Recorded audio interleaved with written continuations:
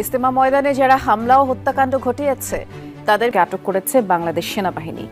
বিকেলে আন্তঃবাহিনী জনসংযোগ পরিদপ্তর ISPR এর এক সংবাদ বিজ্ঞপ্তিতে এই তথ্য জানানো হয়। আর এ বিষয়ে খোঁজ খবর রাখছেন আমাদের সহকর্মী মনিরুল ইসলাম। মনির, গ্রেফতারের যেই তথ্য আছে আমাদেরকে একটু আপডেট জানাবেন, কি আদ্যপান্ত? নুসরত, আপনি জানেন যে গত পরশু রাতে টঙ্গী বিশ্ব ইজতেমায় সাতপন্থীরা তারা হামলা করে সেখানে তাবলিগের প্রায় অনেক অনুসারীদেরকে হত্যা করে ফেলেছে নৃশংসভাবে। কিন্তু পরবর্তীতে এখন জানা গেল যে আসলে মূলত এই সাতপন্থীরা ভারত ও আওয়ামী লীগের সাথে আতাত করে তাদের ইন্ধনেই মূলত এই বিশ্ব ইজতেমাকে বন্ধ ও দেশকে অস্থিতিশীল করার জন্যই এই হামলা করেছে। সে কারণেই এই হত্যাকাণ্ডের যারা মাস্টার মাইন্ড বা নির্দেশদাতা অর্থাৎ সাতপন্থীদের নেতা, তাদেরকে কিন্তু ইতিমধ্যেই গ্রেফতার করা হয়েছে। সাতপন্থীরা হলো ওপারের এজেন্ট, অর্থাৎ ভারতীয় সমর্থিত।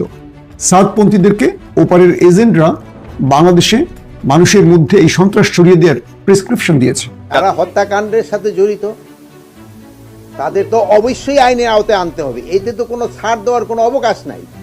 খুনিদের তো কোনো অবস্থায় ছাড় দেওয়ার কোনো অবকাশ নাই। আলহাজ সৈয়দ ওয়াসিফুল ইসলাম উনি কে? উনি ডেইলি স্টার পত্রিকার সম্পাদক মাহফুজা নামের স্ত্রী শাহিনা নামের ছোট ভাই।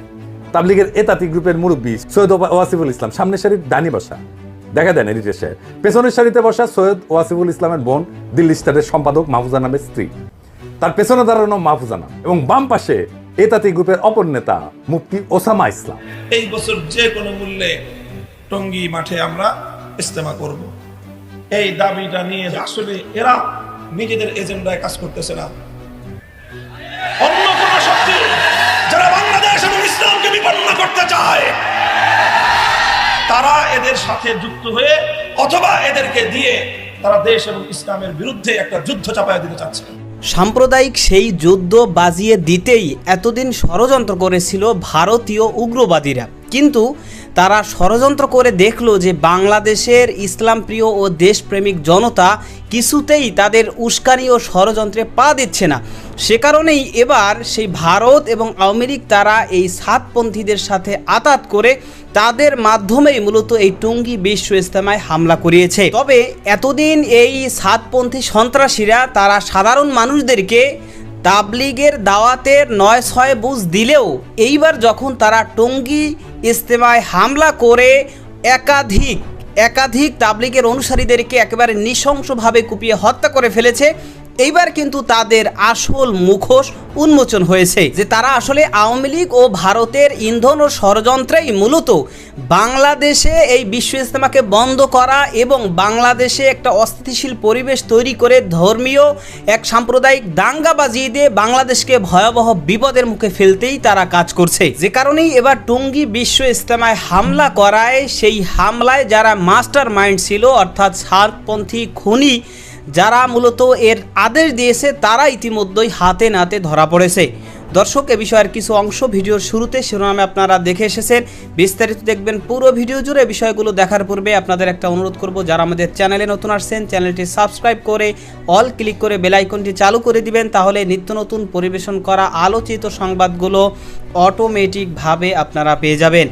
দর্শক, চলুন আমরা দেখব যে এইবার এই সাতপন্থী খুনি সন্ত্রাসী মাস্টার মাইন্ড নেতারা যে হাতে নাতে ধরা পড়েছে সেটা আমরা দেখার পূর্বে প্রথমে আমরা একটু দেখে আসি যে এই যে সাতপন্থীরা আওয়ামী লীগ এবং ভারতের সাথে আতাত করে ভারত এবং আওয়ামী লীগের ইন্ধনেই মূলত এই হামলা করেছে এবং তাদের মিশন নিয়েই মূলত তারা কাজ করছে। এ বিষয়ে অত্যন্ত গুরুত্বপূর্ণ কিছু তথ্য দিয়েছেন পিনাকি ভট্টাচার্য। তো তার প্রতিবেদন থেকেই আমরা এই তথ্যগুলো জেনে এরপর ওই বিষয়টা দেখব।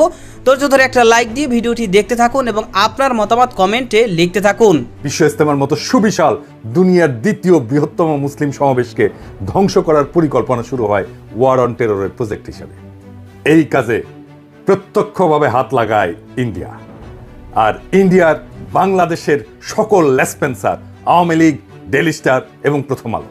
আমি স্পষ্টভাবে দেখাই দেব তাবলিগ জামাতের এই দুই গ্রুপের মধ্যকার দ্বন্দ্ব বিরোধের পিছনে প্রত্যক্ষভাবে রয়েছে ইন্ডিয়া। কিভাবে? তাবলিগের ভেতরে যাদেরকে জুবায়েরপন্থী বলা হইতেছে সেইটাই তাবলিগের মূলধারা। সেই পক্ষের সাথে আছেন বাংলাদেশের কওমি, দেওবন্দি, হেফাজত ঘরানার অর্থাৎ মূলধারার আলেম সমাজের প্রায় সকলেই, এবং তাবলিগের সাথে সংশ্লিষ্ট সাধারণ জনতার বৃহৎ সংখ্যাগরিষ্ঠ অংশ। আবার ইন্টারেস্টিং ব্যাপার হইতেছে, এই পক্ষ আদর্শগত এবং মনস্তাত্ত্বিকভাবে শেখ হাসিনার ফ্যাসিবাদী শাসন এবং ভারতীয় আধিপত্যবাদের ঘোর বিরোধী। এই পক্ষই তাবলিগের মধ্যে বৃহৎ সংখ্যাগরিষ্ঠ এবং সবচেয়ে প্রভাবশালী অংশ। 2 নাম্বার, তাবলিগের ভেতরে যাদেরকে এতাতি বা সাতপন্থী বলা হইতেছে, এই পক্ষের সাথে যারা আছেন তারা আওয়ামী ফ্যাসিবাদের অংশ, সহচর এবং ভারতপন্থী হিসেবে পরিচিত।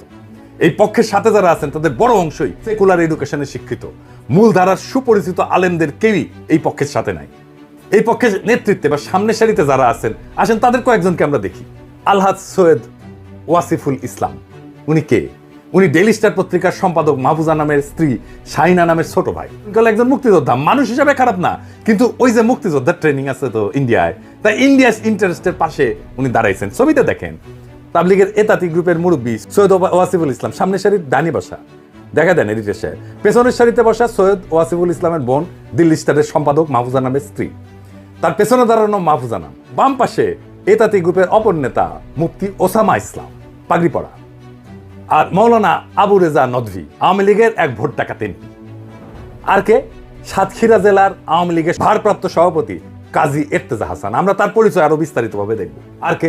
মুফতি ওসামা ইসলাম, সাতপন্থী অংশের অন্যতম মুরব্বী সৈয়দ ওয়াসিফুল ইসলামের ছেলে, মৌলানা মুয়াজ বিন রুল। এই এরা সকলেই আওয়ামী ফ্যাসিবাদের সমর্থক এবং খুনি হাসিনা সরকারের ঘনিষ্ঠ হিসেবে পরিচিত। বিগত 15 বছরের দুঃশাসনের আমলে রাষ্ট্রীয় ছত্রছায়ায় এরা বাইরে উঠছে। এই তাবলিগের এই বর্তমান সংকটে কারা ইন্ধন যোগাচ্ছে?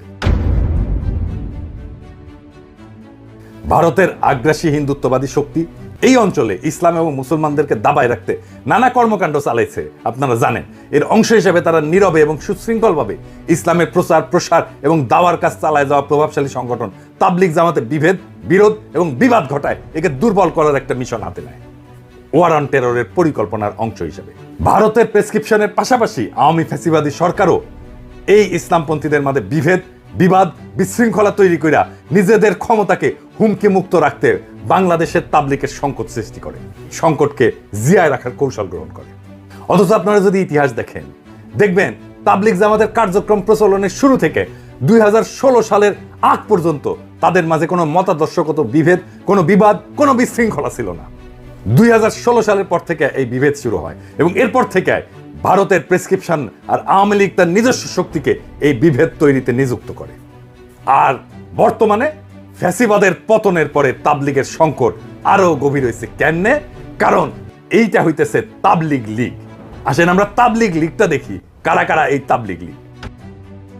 আওয়ামী ফ্যাসিবাদী সরকারের পতনের পর বিচারক লীগ, আনসার লীগ, গার্মেন্টস লীগ, রিক্সা লীগ, ছাত্র লীগ, ইসকন লীগ, এগুলোর মাধ্যমে বিপ্লব এবং জন অভ্যুত্থানকে নস্যাৎ করা এবং অন্তর্বর্তী সরকারকে ব্যর্থ করার দেশবিরোধী নানা চক্রান্তের মতোই ভারতের মদতপুষ্ট আওয়ামী ফ্যাসিবাদীরা তাবলিগের এতাতি গোষ্ঠীকে দিয়া একটা বড় গোলযোগের চেষ্টা করতেছে।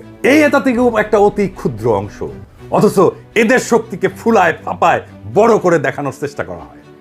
মাহফুজা নামের ঘনিষ্ঠ আত্মীয়তা সূত্রে ডেইলি স্টার এবং প্রথম আলো এই সংকটের শুরু থেকেই এতাতিদের পক্ষে নিয়ে তাদের অনুকূলে প্রচুর নিউজ প্রচার করে এবং ইন্ধন যোগায় আসে।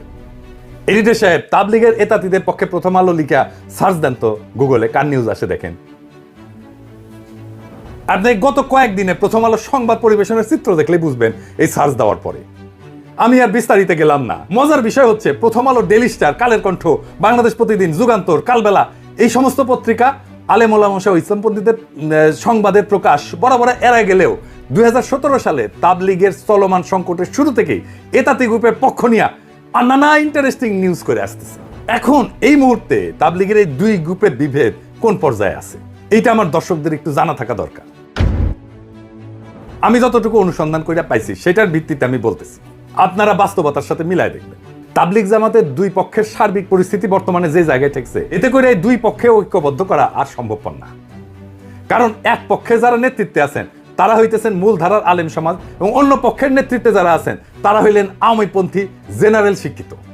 এই আওয়ামীপন্থী অংশকে নিঃশর্ত সমর্থন যোগাচ্ছে প্রথম আলো, ডেইলি স্টার সহ ভারত বান্ধব মিডিয়া সমূহ। কারণ সাধারণ মুসল্লি এদের সাথে নাই বললেই চলে, এদেরকে জিয়ায় রাখছে প্রথম আলো, ডেইলি স্টার সহ ভারতপন্থী মিডিয়াগুলো। এই যে বিবাদে যদি দেশ বরণ্য গ্রহণযোগ্য আলেম এবং দায়িত্বশীল বর্গ আগায়ও আসে, এই দুই পক্ষকে ঐক্যবদ্ধ করার উদ্যোগ সফল হবে এটা কখনো আশা করা যায় না। কারণ এটা তো বুঝলেন যে এই বিভেদ বা বিবাদটা চাপায় দেওয়া আধিপত্যবাদী হিন্দুত্ববাদী শক্তি এই বিভেদটা চাপাই দিছে। এই এরতেজারের 3rd ডিগ্রি দেওয়া উচিত এক্ষুনি। তারা তো হাসিনাই ধরেছিল, ওই মামলা আজকে ওরা প্যাকেট করেন।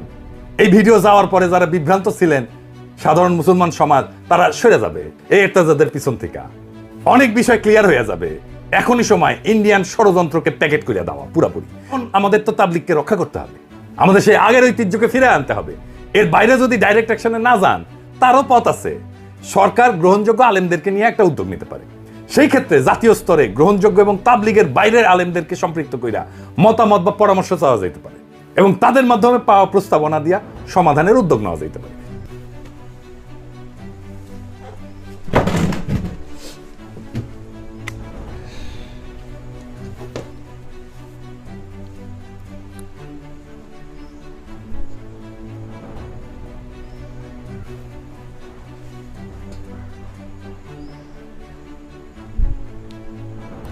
সাতপন্থী সন্ত্রাসী খুনি এই যে মুয়াজ বিন নূর, ওসামা সহ আরও যেই সমস্ত সন্ত্রাসী সাতপন্থীরা রয়েছে, তারা এইবার কিন্তু ধরা পড়বে। কারণ এইবার তারা যেই কাজ করেছে, অর্থাৎ তাবলিগের অনেক মানুষকে যে নৃশংসভাবে হত্যা করেছে, এই হত্যাকাণ্ডের ব্যাপারে সরাসরি স্বরাষ্ট্র উপদেষ্টা তিনি নিজেই কিন্তু বলেছেন যে যারা এই হত্যাকাণ্ডের সাথে জড়িত তারা কোনোভাবেই ছাড় পাবে না, তাদেরকে অবশ্যই গ্রেফতার করা হবে এবং গ্রেফতার করে তাদেরকে অবশ্যই বিচারের মুখোমুখি করা হবে। কারণ আপনারা জানেন যে এই যে বিশ্ব ইজতেমার টঙ্গী ময়দানে, সেখানে ওলামা একরাম ও তাবলিগের অনুসারীরা তারা সেখানে মূলত বিশ্ব ইজতেমার প্রস্তুতি নিচ্ছিল এবং প্রস্তুতিমূলকভাবেই তারা সেখানে অবস্থান নিয়েছিল। কিন্তু ঘটনাক্রমে এই মাঠে পুনরায় এই সাতপন্থীরা ইজতেমা করতে চাইছিল, কিন্তু প্রশাসনের পক্ষ থেকে বৈষম্য বিরোধী ছাত্র আন্দোলন সহ মামুনুল হক সহ ওলামা একরামদের পক্ষ থেকে তাদের সাথে একটা সমঝোতার মাধ্যমে তাদেরকেও বিশ্ব ইজতেমার জন্য বা তাদের কার্যক্রম করার জন্য একটা সময় দেওয়ার কথা আলোচনা চলছিল।